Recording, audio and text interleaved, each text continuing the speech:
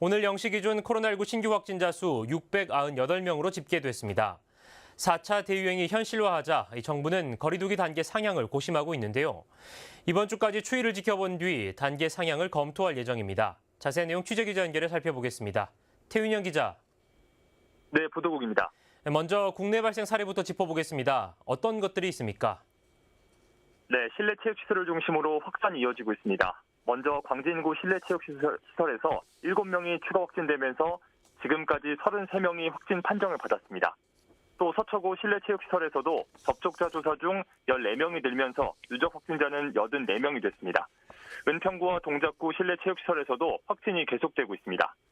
또 경기 의정부시 학원 관련 10명, 남양주시 농구 동호회 관련 13명 등 수도권을 중심으로 확산세가 이어지고 있습니다. 상황이 이렇자 정부는 거리두기 상향을 고민할 상황이라면서 일단 이번 주 상황을 지켜본 뒤 거리두기 단계를 올릴지 검토하겠다고 밝혔습니다. 네, 태 기자, 한편 백신 수급에도 변수가 생기고 있죠. 관련 내용도 전해주시죠. 네, 600만 명분이 들어올 예정이던 얀센 백신이 안정성의 이유로 미국에서 접종이 중단됐습니다. 또 제약회사 모더나는 미국에 우선적으로 백신 물량을 공급하겠다고 하면서 정부의 백신 수급 계획에도 관심이 쏠리고 있는데요. 일단 정부는 계획대로 2분기부터 얀센 백신을 순차적으로 도입할 예정이라고 밝혔습니다. 정확한 일정과 물량은 정해져 있지 않습니다. 정부는 또 국내 접종이 이루어지지 않은 만큼 해외 동향을 좀 더 살펴보겠다는 방침입니다. 올해 상반기 확정된 백신 총 물량은 1,808만 8천 회분입니다. 이 중 아스트라제네카 백신이 59%를 차지하고 화이자 백신은 지금까지 150만 회분, 오는 6월까지 550만 회분을 더 확보할 계획입니다.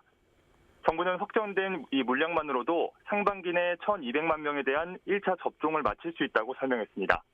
하지만 얀센의 안정성 확보 문제와 30세 미만 접종이 중단된 아스트라제네카 백신을 고려할 때 이 불안정한 백신 수급 상황은 당분간 계속될 거란 전망이 나옵니다. 네, 마지막으로 오늘 집계된 코로나19 확진 현황과 백신 접종 현황도 알려주시죠. 네, 질병관리청은 15일 0시 기준 전국 확진자 수가 전날보다 698명 늘었다고 밝혔습니다.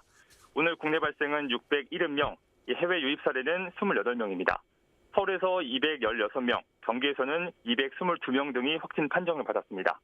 이 백신 접종의 경우 어제 4만 5천여 명이 새롭게 접종받아 1차 누적 접종자는 120만 명을 넘어섰습니다. 백신 접종 후 신규 이상 반응은 128건으로 보고됐고 사망 사례는 2건으로 집계됐습니다. 지금까지 보도국에서 전해드렸습니다. 네, 태윤영 기자 잘 들었습니다. 지금까지 코로나19 관련 소식 살펴봤습니다.